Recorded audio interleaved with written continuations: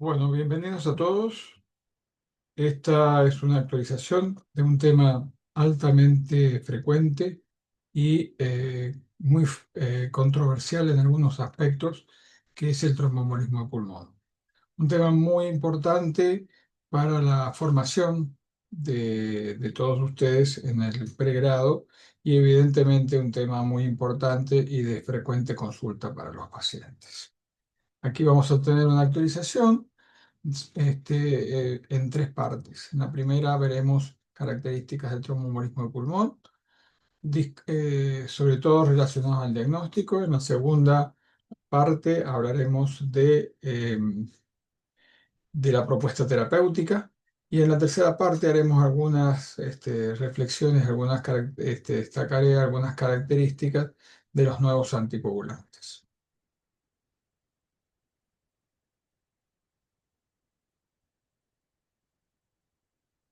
Evidentemente, el tromboembolismo de pulmón es una patología en ascenso, como ustedes verán en esta estadística.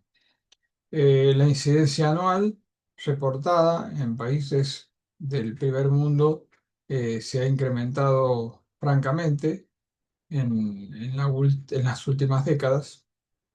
Y esto en parte se debe a dos cosas fundamentales. Primero, que se piensa mejor en el tema, está más presente dentro de la mente nuestra médica, y segundo, que tenemos mejores herramientas para el diagnóstico.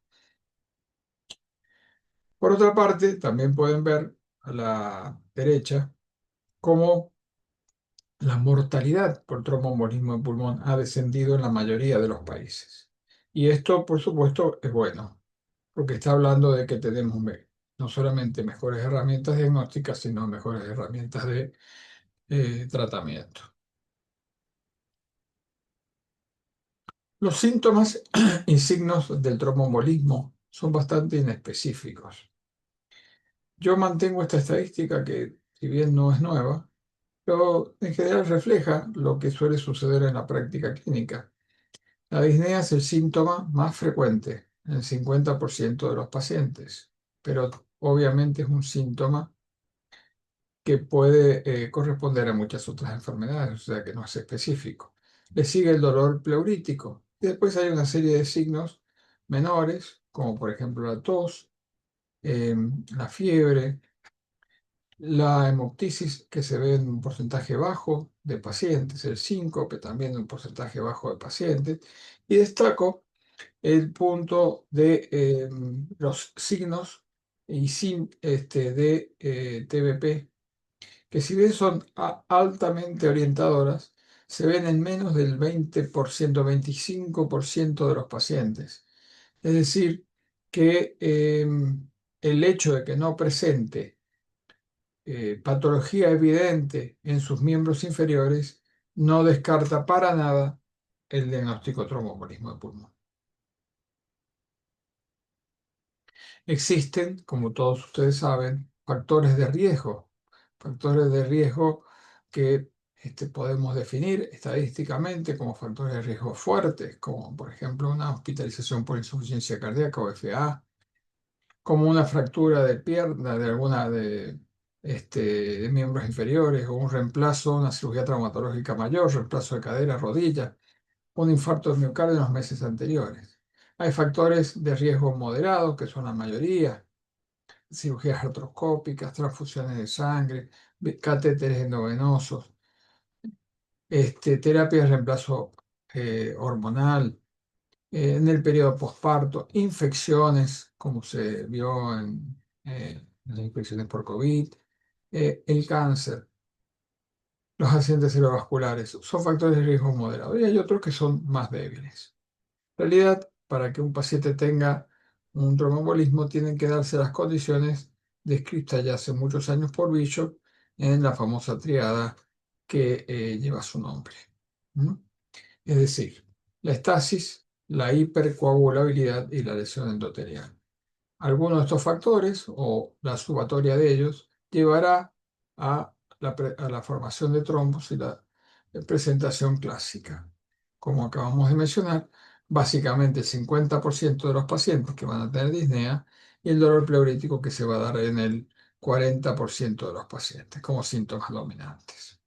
Entonces, para el médico, la decisión o el pensamiento, o entrar en el razonamiento de que un paciente puede llegar a tener un tromboembolismo depende de conocer estos factores de riesgo que pueden estar presentes, sobre todo los mayores, que aquí tienen ustedes con mayor precisión, y los síntomas de sospecha.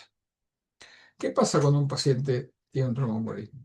Puede entrar en esta espiral o puede no entrarlo en esto, o sea, tener un tromboembolismo de grado leve que no lo descompense hemodinámicamente. Sin embargo, la presencia de una carga trombótica importante en un territorio de capacitancia, como son los vasos pulmonares, puede llegar a subir la presión pulmonar, a generar cierta dilatación del ventrículo derecho, con una insuficiencia de la válvula tricuspidia, aumento de la tensión de la pared del ventrículo derecho, activación neurohormonal e inflamación del miocardio, con incremento de las demandas de oxígeno del ventrículo derecho, a veces acompañado de un shunt intrapulmonar.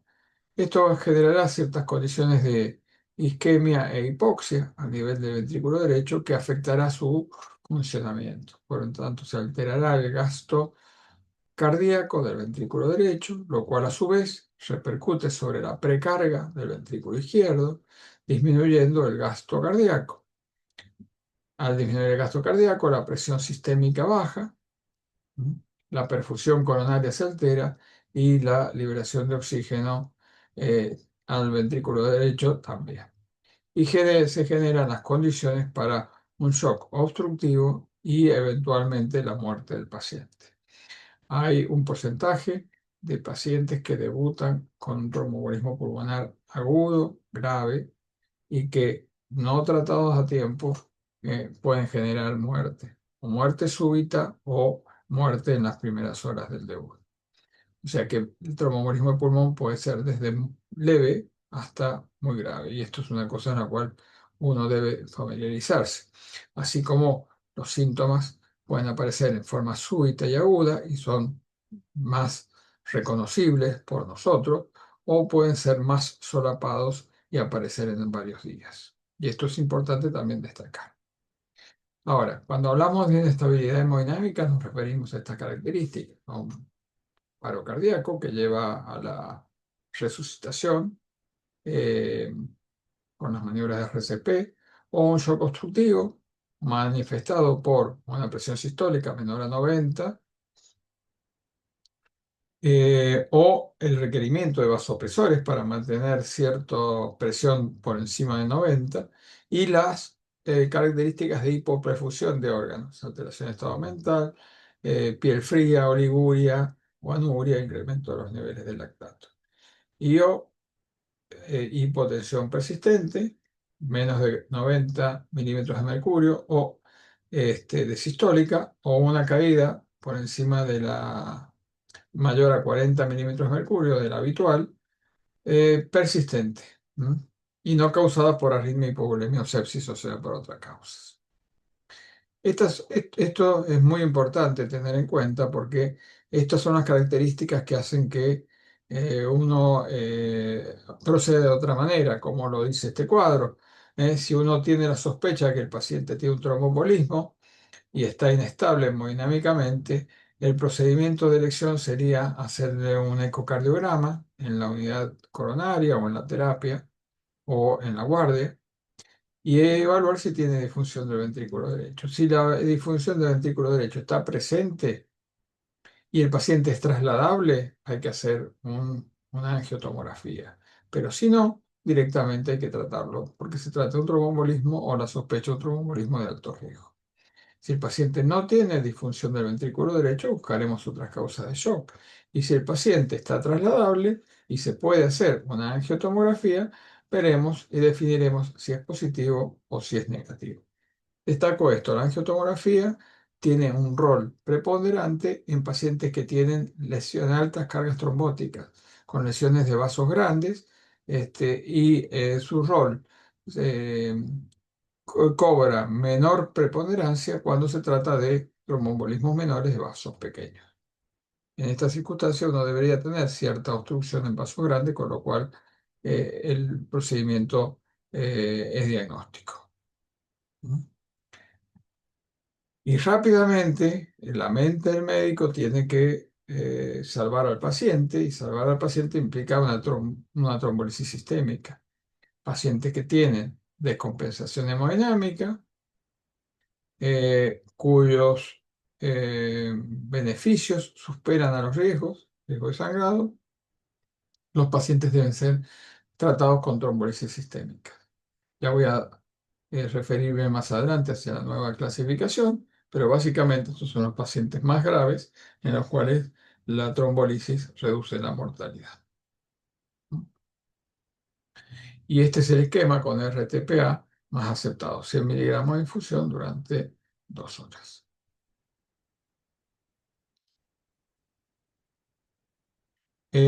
Nuevamente, pacientes con hipotensión severa. Yo tengo dos alternativas ante la sospecha o ante un tromboembolismo confirmado en estas características clínicas. Uno es el régimen de RTPA, es decir, utilizar trombolíticos por vía sistémica. Y si el paciente tiene un riesgo de sangrado alto por alguna de las condiciones puntuales, las alternativas, y digo las alternativas, o sea que no sería la primera línea de tratamiento, son la trombolisis dirigida por catéter o la embolectomía quirúrgica. Y en estas condiciones yo debería contemplar poner un filtro de vena cava y eventualmente anticoagular con heparina, porque bueno, es la con heparina no fraccionada que sería de elección después de alguno de estos procedimientos. La otra droga acá mencionada, la tenecteplasa, no se tiene mucha experiencia en nuestro medio porque es una droga más cara y de la cual no disponemos, por lo menos en nuestros hospitales públicos habitualmente. Con respecto a los algoritmos diagnósticos en pacientes sin inestabilidad hemodinámica, que por suerte son la mayoría de los pacientes, tenemos que una vez que se sospecha el TEP y se evalúa que el paciente no está inestable hemodinámicamente, entonces tenemos que usar algunas de las herramientas de las cuales disponemos para hacer la predicción y para evaluar la gravedad del cuadro. Si el paciente tiene una probabilidad clínica baja, es decir, tenemos otro diagnóstico alternativo y el tromboembolismo es poco probable, el dímero D podría ser útil. Recuerden que el dímero D tiene un fuerte valor predictivo negativo, es decir, que cuando eh, en un paciente con disnea que consulta a la guardia y sin otras condiciones comórbidas, el dímero D da normal, yo puedo con bastante razonable certeza descartar el tromboembolismo de pulmón. Pero si la sospecha es alta, el dímero D negativo o positivo no me ayuda para esto. Bien. Con respecto a si la probabilidad clínica es alta, el dímero D no tendría una indicación clara para hacer. ¿Eh? Con lo cual yo directamente debería pedir una angiotomografía, que me confirmará o no la sospecha inicial de tromboembolismo de pulmón. Es decir, en pacientes estables, el objetivo es descartar con precisión y evitar estudios innecesarios. Entonces, yo utilizo escalas validadas como herramientas para predecir, pretest la probabilidad de un tromboembolismo de pulmón. Y para ello uso la escala de Wells o la escala de Ginebra. Podría utilizar como escalas para descartar rápidamente los criterios PERT. Si la probabilidad es baja y cumple todos estos criterios, se excluye el tromboembolismo de pulmón, que son edad menor de 50, frecuencia cardíaca menor de 100, saturación más de 95 y no tiene tromboembolismo en TBP previo. Si se cumplen esos criterios rápidamente, y la probabilidad clínica es baja por alguna de las escalas de Hueso de Ginebra, directamente no debería yo proceder a hacer ningún estudio angiotomográfico. Y existen los criterios que se llaman YEARS, que evalúan los signos de presencia. Son tres criterios, ahora vamos a ver con más detenimiento: la presencia de signos de TBP, hemoptisis y si el TEP es el diagnóstico más probable. Y esto combinado con el dímero D en un límite mayor a 1000 o menor a 500 o mayor a 500, permitiría también descartar la presencia de tromboembolismo y evitar estudios diagnósticos de mayor costo y de mayor complejidad para el paciente. Aquí tiene la escala de Wells, donde ustedes pueden ver el puntaje importante que corresponde al tener o no tener un diagnóstico alternativo. 3 puntos es mucho para este tipo de escalas. ¿Mm? Y hay algunos signos clínicos y algunos signos eh, del interrogatorio. Existe una escala de Wells modificada. Esta es la escala de Ginebra, ¿m? Que también tiene una versión simplificada en la cual incorpora algunos otros datos clínicos y le da un puntaje, lo cual hace que la probabilidad pueda ser baja, intermedia o alta. O, dicho en otros términos, puede ser poco probable o más probable. Poco probable, bajo puntaje; más probable, alto puntaje. Estas escalas permiten, repito, avanzar hacia otros procedimientos diagnósticos. Por lo tanto, deben ser tenidas en cuenta porque realmente son útiles, están validadas y permiten fundamentar la conducta del médico, lo cual no es un dato menor. Estas son las reglas de descarte de tromboembolismo. Es decir, como ustedes verán acá, si un paciente tiene menos de 50 años, menos de 100 de frecuencia cardíaca, satura más de 95, no tiene hemoptisis, no usa estrógeno, no tiene un antecedente previo, no tiene dolor o edema unilateral y no ha tenido ningún factor predisponente mayor, ese paciente no debe ser estudiado por lo menos para este tema, y por lo tanto no correspondería hacerle una angiotomografía. Aquí tienen con más detenimiento los criterios YEARS. Son 3 ítems tomados de la puntuación de Wells, que son los más predictivos. Son 3 preguntas básicas: ¿tiene signos o síntomas clínicos de trombosis venosa profunda? ¿Tiene hemoptisis? Y si este es el diagnóstico más probable.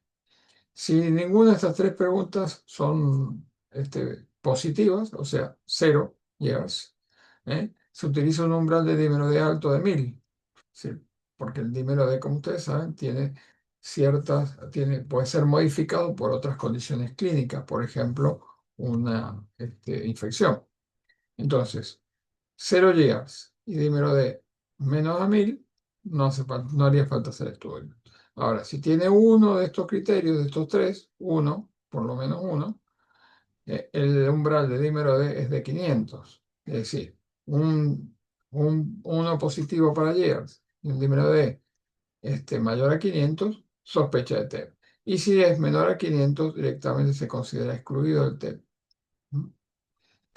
Estos criterios ya han sido adaptados para el embarazo con la adición de una ecografía para buscar TBP. Y han demostrado que reduce más de un 11% la necesidad de una angiotomografía en una paciente embarazada, lo cual implica su riesgo. Entonces, tenemos pacientes que tienen sospecha de un tromboembolismo agudo.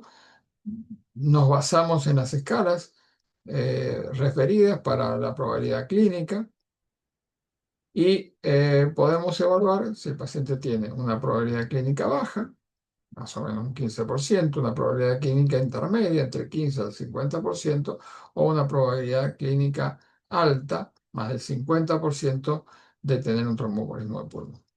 Si el paciente tiene probabilidad clínica baja y la regla de PERC no tiene ninguno, cumple ninguno de esos criterios, son todos negativos, por lo tanto la probabilidad clínica baja, no haría falta hacer más estudios por lo menos eh, deberíamos confiar que el paciente no tiene un tromboembolismo de pulmón. Ahora, si la probabilidad clínica es intermedia o tiene alguno de estos criterios positivos, ¿eh? Deberíamos realizar el dímero D usando los criterios Years, que como ustedes verán son criterios que cambian un poco los puntos de corte del el dímero D. Si el paciente tiene 0 Years con dímero D menos de 1000, se excluye el diagnóstico. Si es más de uno, con un número de menos de 500, se excluye el diagnóstico. Y si tiene más de 1000 o tiene más de 500, hay que hacer imágenes para confirmar o descartar el diagnóstico. Y si la probabilidad es clínica alta, directamente hay que hacer imágenes y no perder tiempo pidiendo un dímero D. A su vez, además, es importante tener presente las escalas que nos ayudan como herramientas a determinar la gravedad inicial y dónde vamos a atender el paciente, porque es el tema que sigue. Además del diagnóstico, ¿dónde lo voy a atender? Y para eso tenemos el PESI simplificado, los criterios ESTIA o el score BOBA. El PESI simplificado habla de mortalidad a 30 días y se caracteriza por variables clínicas, edad más de 80, la presencia de cáncer, frecuencia cardíaca más de 110 y saturación menos de 90. 0 puntos, riesgo bajo, por lo tanto el paciente podría no ser internado. Son variables clínicas. Los criterios ESTIA, que ya van a ver con más detenimiento, son 11 preguntas clínicas que permiten decidir si el tratamiento va a ser ambulatorio o el paciente va a ser internado en una sala. Recuerden que estamos hablando de los pacientes no graves. Los graves van por otra vía que ya vimos al principio. Y el criterio de Scorbova sirve para evaluar a los pacientes que tienen riesgo intermedio y combina datos de laboratorio para ver hasta qué punto el tromboembolismo repercute sobre el ventrículo derecho. Y eso le incrementa la gravedad viéndolo con mayor profundidad. Acá tienen el PESI original, que divide en 5 clases de riesgo, y el PESI simplificado, que divide en riesgo bajo, riesgo alto. Mucho más simple.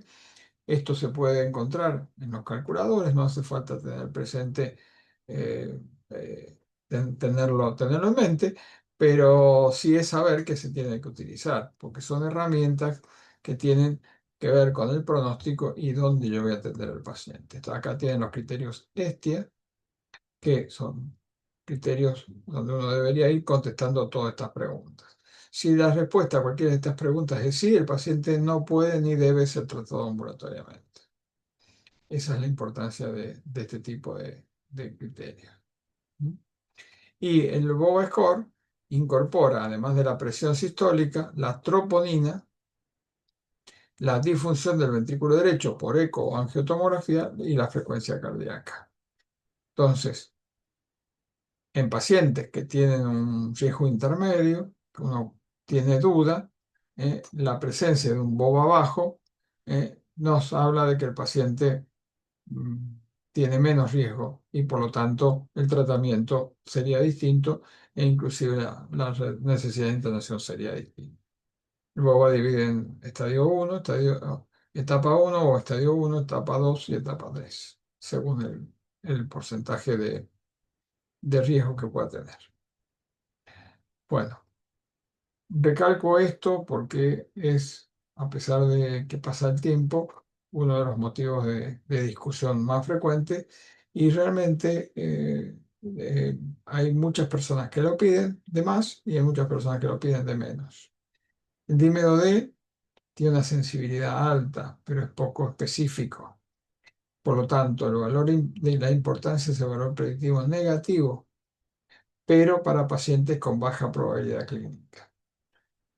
Dicho en otros términos, si un paciente consulta a la guardia porque tiene disnea y yo creo que tiene antecedentes de asma o, o ha tenido alguna discusión y tiene un cuadro de ansiedad y yo quiero estar seguro que no tenga un tromboembolismo de pulmón, le pido el dímero D. Pero si me da negativo, bueno, descarto básicamente. Ahora, si la probabilidad clínica es alta, el número D negativo no excluye el tromboembolismo del pulmón y esto lo hemos podido ver en algunos pacientes. Entonces, esto es importante tener presente. Probabilidad clínica alta, número D negativo no excluye tromboembolismo del pulmón. El número D puede ajustarse con la edad, sobre todo para pacientes con probabilidad clínica baja o intermedia. Esta es la fórmula, acá tienen la fórmula. No está todavía aceptado por todas las sociedades científicas que sea útil para todo. Pero bueno, por ahí lo van a leer y esta es la fórmula para aplicar.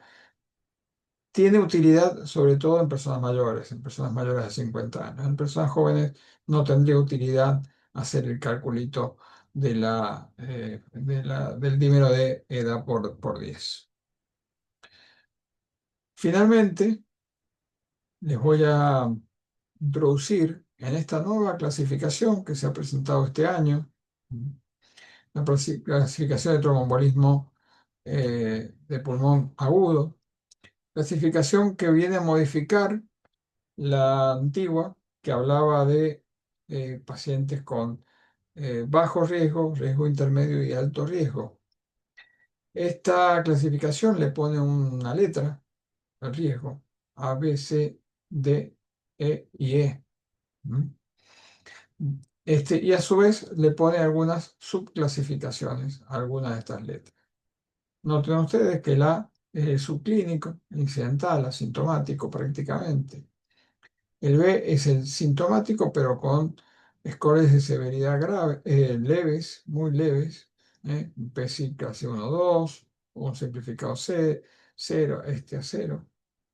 El C es el sintomático con algunos scores de severidad un poquito más elevados, por ejemplo, un PSI 3 a 5 o más de 1 en el simplificado, es decir, o un este más de 1. El D es el que tiene un fallo cardiopulmonar leve, pero incipiente, pero presente. Y el más grave es el E. Aquí lo tienen en esta tabla. Fíjense que el B se divide en B1 y B2. El B1 es el que tiene un único o múltiples defectos subsegmentarios. El B2 son no subsegmentarios, o sea que son más grandes. Son pacientes sintomáticos, pero con score de bajo riesgo. El C, y como ustedes verán, el C es posiblemente una de las formas más frecuentes, tiene síntomas, pero tiene un score de severidad elevado, tiene un PSI modificado mayor a 1. Puede ser C1, C2 o C3. C1, ventrículo derecho normal y marcadores normales. C2, ventrículo derecho normal con un marcador positivo, biomarcador. Y el C3 con más de un marcador anormal.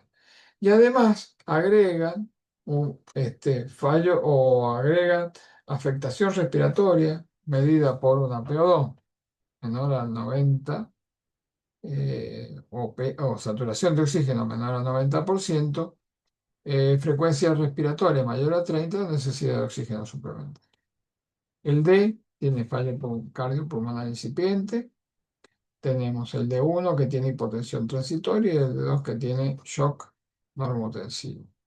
Y además tiene afectación respiratoria. El E es el paciente más grave con shock refractario o paro cardíaco. El E1 tiene síntomas persistentes de shock cardiogénico y el E2 sería el refractario o en paro.